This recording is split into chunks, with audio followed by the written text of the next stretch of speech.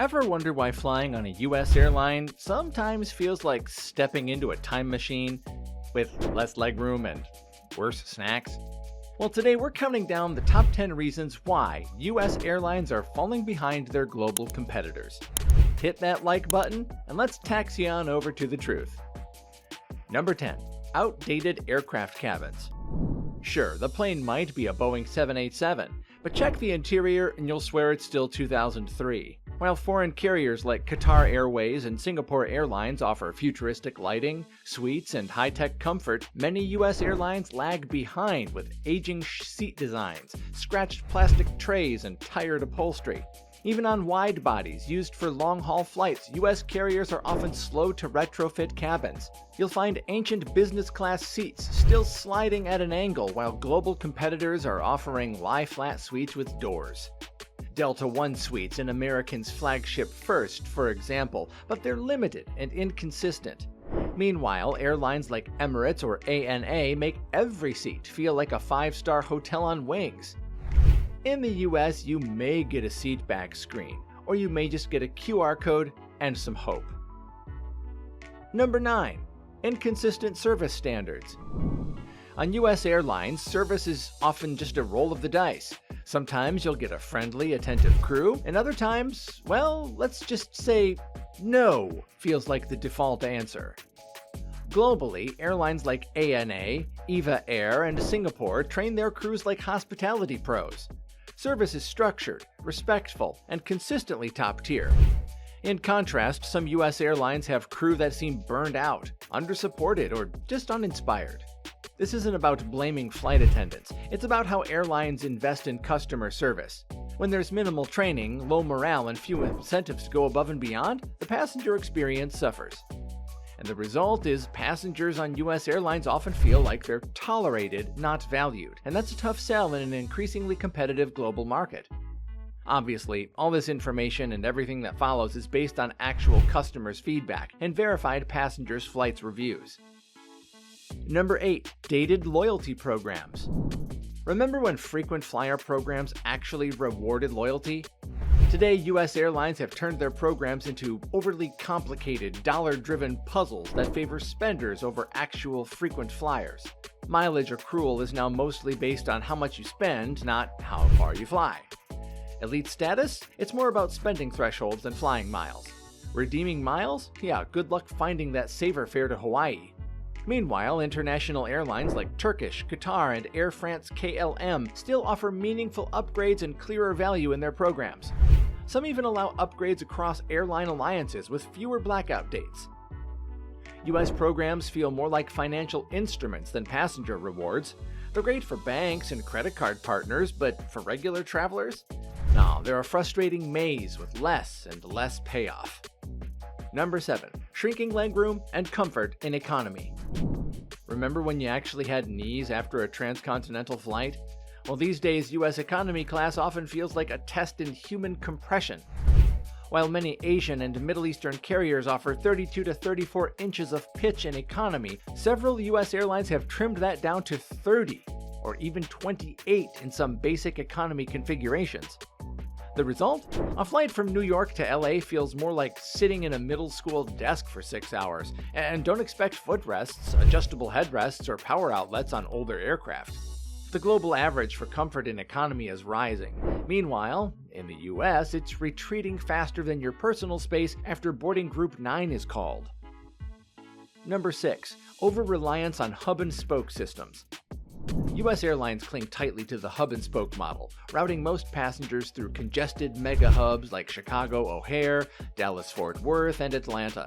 While it's efficient for operations, it's brutal for passengers. This model means more delays, missed connections, and travel time.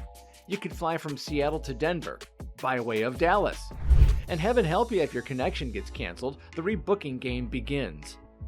Meanwhile, low-cost carriers and international airlines are increasingly embracing point-to-point systems, offering more direct routes that save time and reduce stress. In the US, efficiency for the airline too often comes at the expense of convenience for the traveler, and when your direct flight turns into a 5-hour layover in a packed terminal with $18 sandwiches, you start to see the cracks in the system. Number 5. Poor airport infrastructure.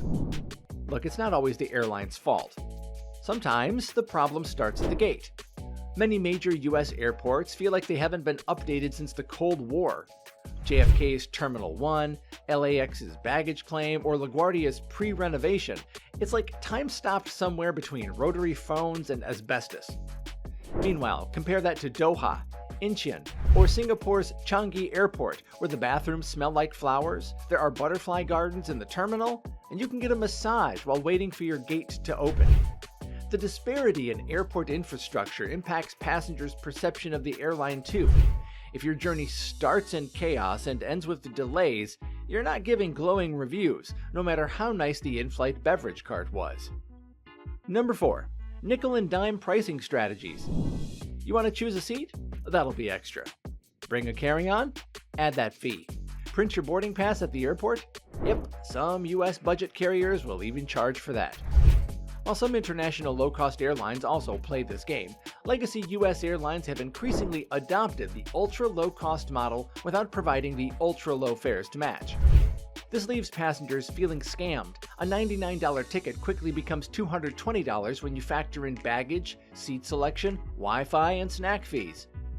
In contrast, many international carriers include basic amenities, meals, baggage, seat assignments, in their standard economy fares. You pay more up front, but you know what you're getting. US airlines have turned pricing into a psychological obstacle course. It's not about transparency. It's about seeing how much they can get away with before you hit confirm. Alright, we've covered poor seats, bad service, and nickel and dime tactics. But the top 3 reasons US airlines are falling behind? Well, these dig deeper into culture, competition, and ambition. Number 3. Weak international prestige. Let's face it, US airlines don't carry the same glamour they once did. In the 1960s, flying Pan Am or TWA was a global badge of American innovation. Today, most people would rather fly Emirates, Singapore, or even Turkish Airlines internationally. That's because those airlines have focused on luxury, consistency, and prestige. Their business class is aspirational, their economy is bearable, their branding? Oh, world class. US airlines, by contrast, often feel like an afterthought on international routes. Patchy cabin quality, indifferent service, and uninspiring meals mean global travelers don't go out of their way to book an American carrier. The brand of US Aviation almost lost its shine.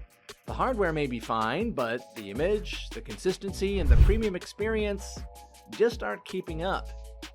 Number 2. Lack of government support and regulation. While many countries subsidize or support their flagship carriers, US airlines are expected to fight it out in the free market. Oh, and it shows. There's minimal regulatory pressure to improve service, passenger rights, or refund policies.